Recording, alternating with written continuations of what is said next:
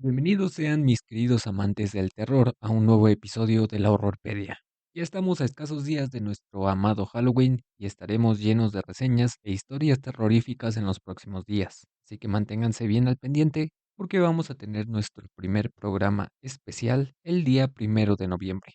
Así que si no tienes nada que hacer esa noche, acompáñame con tu botana favorita y tu disfraz, que será una noche llena de terror. Y para que no se pierdan de ningún detalle, los invito a ver mis redes sociales, que seguramente van a estar apareciendo en la pantalla o de manera más directa en la descripción, en donde van a poder encontrar todos los links para que no haya ningún pierde. Así que recuerden, el 1 de noviembre es la fecha. Pero bueno, ya dejando el palabrerío, que uno aquí viene a sufrir y no a escucharme divagar, es momento de entrar de lleno con la información, porque Atroz no es una de esas películas que te dan el tiempo de acomodarte o prepararte emocionalmente. No, esta te agarra del cuello desde el primer minuto y te deja la boca abierta, y no precisamente de asombro. Y detrás de semejante barbaridad visual está, como no, el mexicano Lex Ortega. Si ese nombre te suena, es porque no es la primera vez que ya menciono este nombre por aquí. Ya lo habíamos visto en la película de México Bárbaro, esta antología que básicamente nos recuerda que el verdadero terror no está en Hollywood, sino en nuestras propias calles y a veces en la mente de uno que otro director. Pero bueno, si no lo recuerdan, en esa reseña yo ya había dicho que moría de ganas de hablar de esta película. Y con razón, porque Atroz es brutal, directa y tan incómoda, casi parece un documental social disfrazado de cine de gore. Detrás de toda esa violencia explícita hay un grito desesperado, una crítica, todo lo que está podrido en nuestro país, la policía corrupta, la falta de atención a la salud mental, el daño generacional y como eje principal la homofobia. Así que si no eres de mente cerrada y no te da asco ver un poco de sangre y secreciones humanas, ponte cómodo, porque vamos a entrar de lleno con la primera historia de nuestra semana de terror.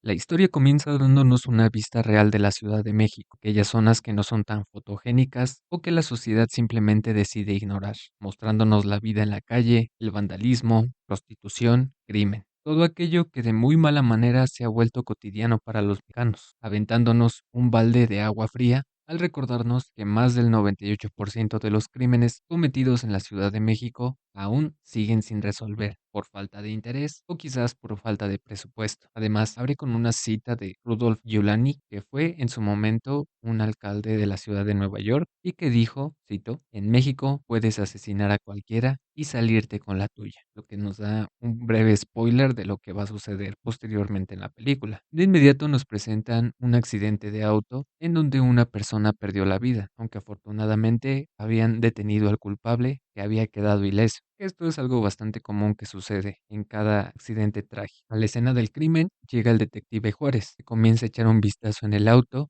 y logra ver una videocámara y varias cintas de video, que por curiosidad decide ver. Aquí vamos a empezar a tener algunas vistas de estas cintas y es un recurso que se va a estar ocupando constantemente en la película, que van a recurrir básicamente al estilo del found footage para generar más realismo a las cintas. Y aquí vamos a conocer a Esmeralda, una chica trans que era sexoservidora en las calles más famosas de la Ciudad de México y que un hombre que conoceremos como Goyo comienza a seguir por diferentes puntos de la ciudad y a su vez decide acosar a otras personas en diferentes partes de su trayecto, como el metro o en algunas calles. Aquí también conocemos a El Topo, que es amigo del Goyo, y quien se convertirá en su cómplice, pues le va a ayudar a secuestrar a Esmeralda, fingiendo que es un cliente y llevándola a la casa de Goyo.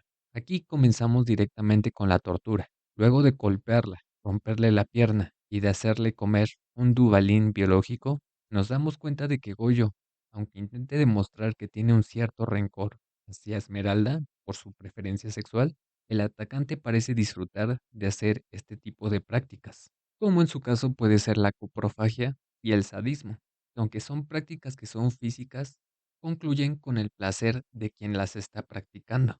Una vez que el detective Juárez termina de ver el video, sabe que deben de apresar a los culpables, que son trasladados a un cuarto de interrogatorio clandestino, en donde les arrancan las uñas, los ahogan y les den su tehuacanazo por tradición, con tal de que confiesen qué fue lo que le hicieron al cuerpo de la chica, pero se niegan a decir una palabra. Esto termina con la paciencia del detective Juárez, que decide dar un paso más allá a su brutalidad dándole unos toques en las nueces para poder ablandarlos un poco. En la siguiente escena nos damos cuenta que los peritos ya están llegando a la casa de Goyo, específicamente a una bodega en donde encuentran las cosas de la misma manera que se veían en los videos, indicando que sí están en el lugar correcto, pero el cuerpo de la chica no está. Es por esto que los forenses y policías comienzan a fotografiar y a tomar muestras de todo lo que parezca sospechoso.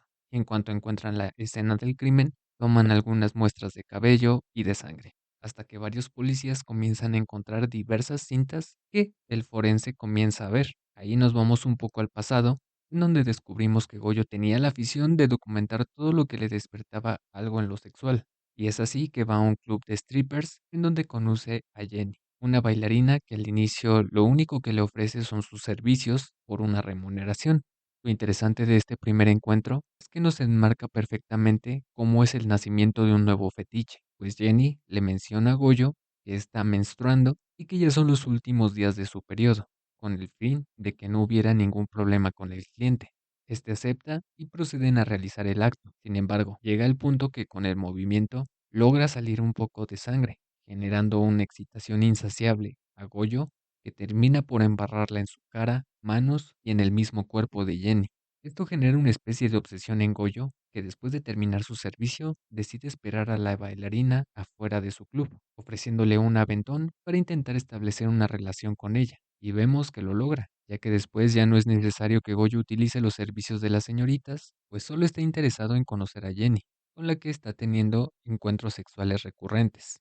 En uno de ellos, descubrimos que Goyo sigue desarrollando sus fetiches, pues ahora comenzó a presentar una especie de interés en la autoasfixia erótica y en el transvestismo, convenciendo a Jenny que lo intente, ya que genera una sensación que incrementaría su placer. Curiosa la muchacha, decide aceptar la práctica, pero tan pronto su cabeza está cubierta por plástico, Goyo se da cuenta que el periodo de Jenny ha terminado. Aquello que le producía placer había desaparecido, molestándolo demasiado y golpeándola en repetidas ocasiones con la cámara hasta que la mata, generándole el placer suficiente para que pudiera concluir el acto con el cadáver de Jenny.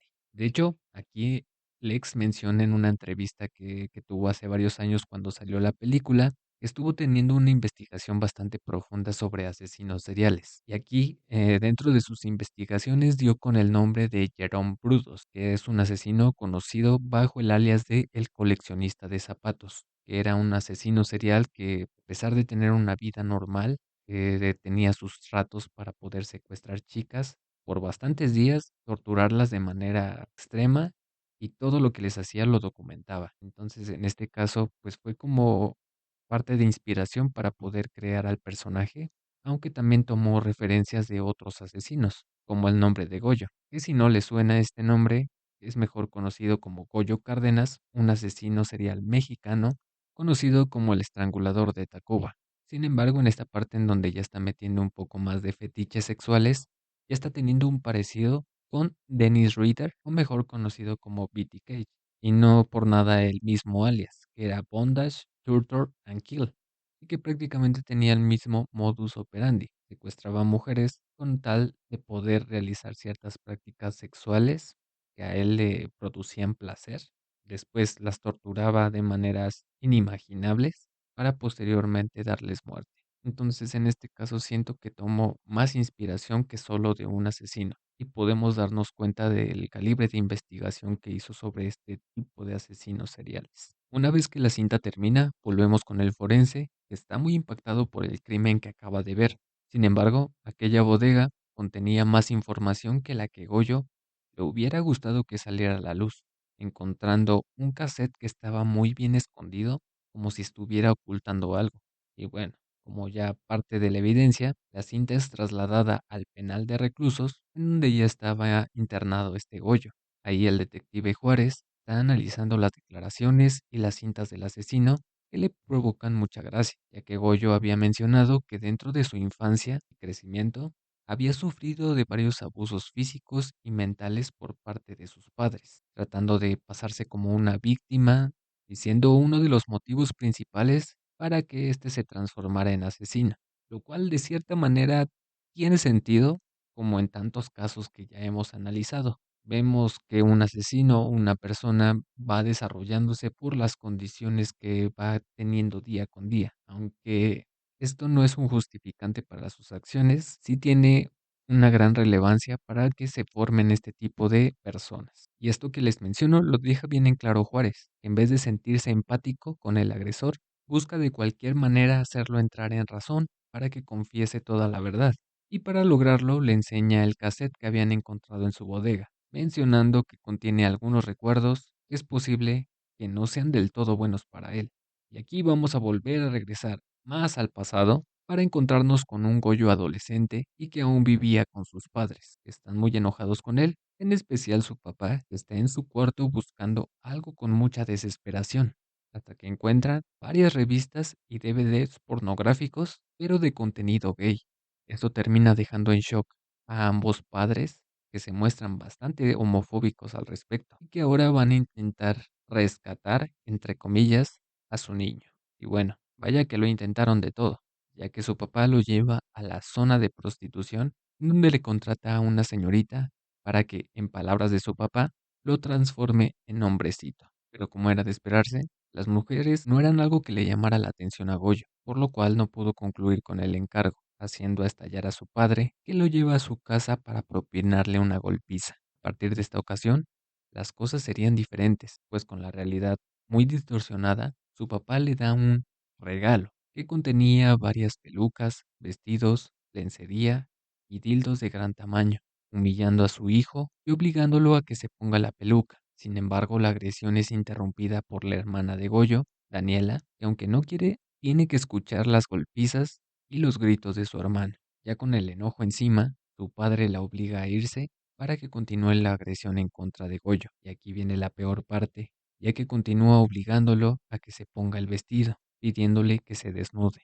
Y bueno, aquí ya no voy a dar más detalles, pero para terminar rápido, su propio padre termina abusando con él con los dildos que había en la caja. Posteriormente, el nivel de humillación no se detiene, pues cuando lo iba a dejar a la escuela, lo obligaba a que entrara a las clases con shorts muy cortos y maquillaje, desatando las burlas y humillaciones de sus compañeros. Como era de esperarse, Goyo termina cansándose de esto y decide tomar represalias en contra de quienes originaron el problema. Por eso, al regresar a casa se pone a buscar en los cajones de sus padres, encontrando un par de billetes. Después decide reunirse con el dealer de la localidad, al que le encargó una pistola y una muy buena dosis de polvo blanco. Pero en esta ocasión los precios se habían alterado demasiado, la inflación les había pegado también a ellos, y el dinero no le alcanzó para ambos encargos, así que solo decide comprar la pistola.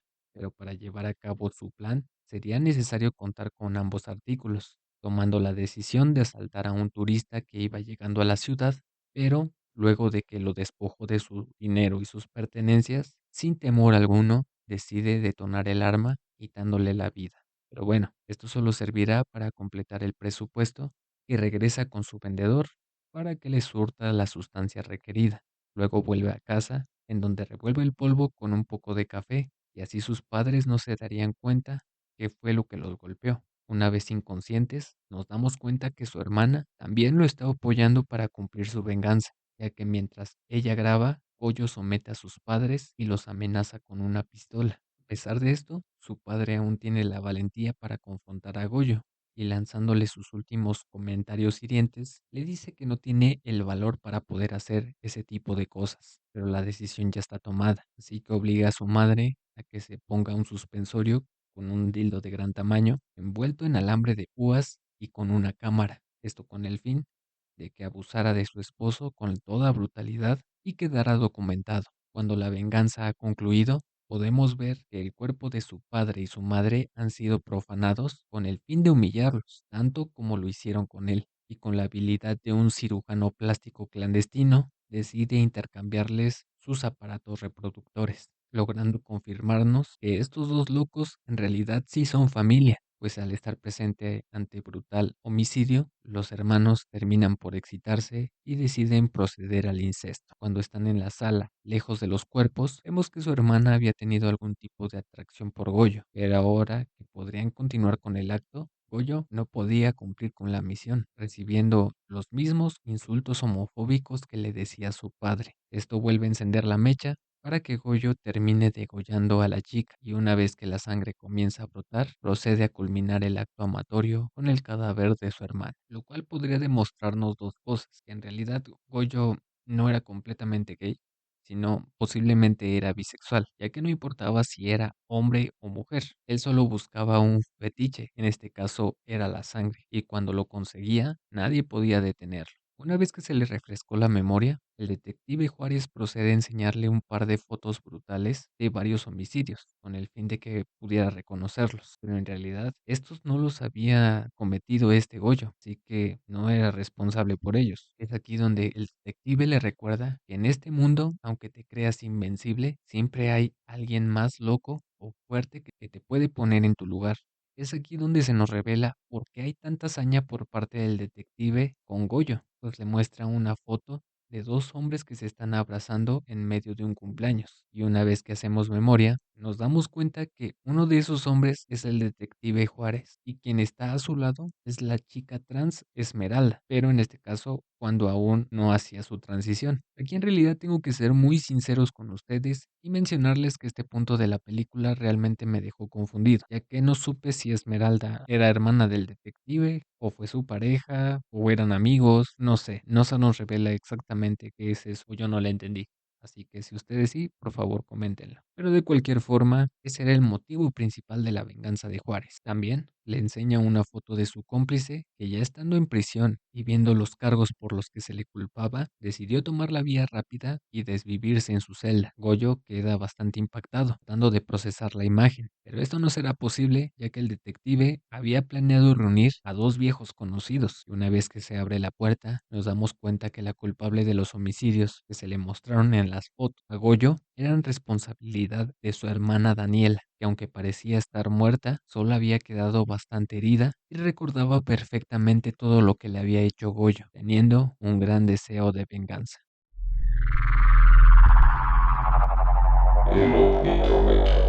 Y al final, Atroz no es solo una película, es un espejo roto en el que, nos guste o no, terminamos viendo pedacitos de lo que somos como sociedad. Nos incomoda porque habla de cosas reales, de esas que todos prefieren barrer bajo la alfombra, la violencia que normalizamos, la impunidad que aceptamos y los prejuicios que seguimos repitiendo como si fueran mandamientos. Lex Ortega no quiso entretenernos con esta película, quiso incomodarnos, y vaya que lo logró, que más allá de los gritos, la sangre y las tripas, lo realmente perturbador es reconocer que Atroz no se aleja tanto de nuestra realidad. Es un México sin maquillaje, sin censura y sin esperanzas de rendición de cuentas. Y sí, tal vez muchos digan que es demasiado gráfica o que es innecesariamente violenta, pero seamos honestos, no lo es también nuestro día a día, solo que allá afuera no hay efectos especiales ni música de fondo. Es por eso que esta ocasión, Atroz del Ex Ortega se va a llevar un total de 4 ovnis de extrañeza. En este caso no creo que pueda llevarse una calificación perfecta, ya que hay muchos detallitos que pues sí dejan a desear bastante, como los efectos especiales, ya que algunos sí son bastante notables, como por ejemplo el dubalino orgánico que le dan de comer a la chica trans, o incluso la misma sangre o las heridas que se le hacen al cuerpo. Por ejemplo, cuando le rompen la pierna, pues sí se ve como el pedazo de hueso que fue armado como con cartón. Entonces, pues sí hay detallitos que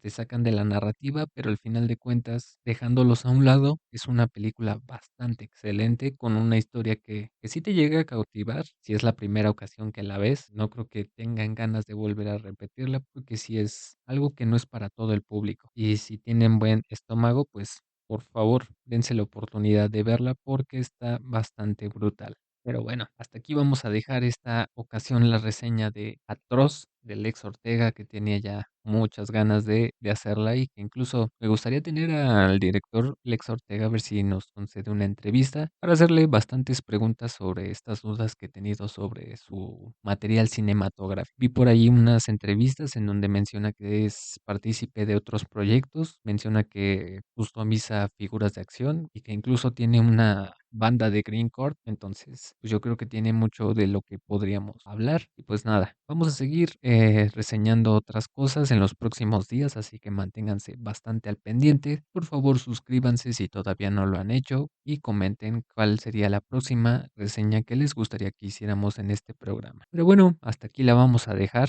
porque pues si llegaron hasta aquí sin taparse los ojos, déjenme decirles que felicito muchísimo porque tienen o el estómago muy fuerte o una conciencia muy sucia. Así que nada, esto fue la Horrorpedia, el lugar en donde el horror deja de ser ficción para recordarte que lo realmente atroz somos nosotros. Mi nombre ha sido Abel y nos vemos hasta la próxima.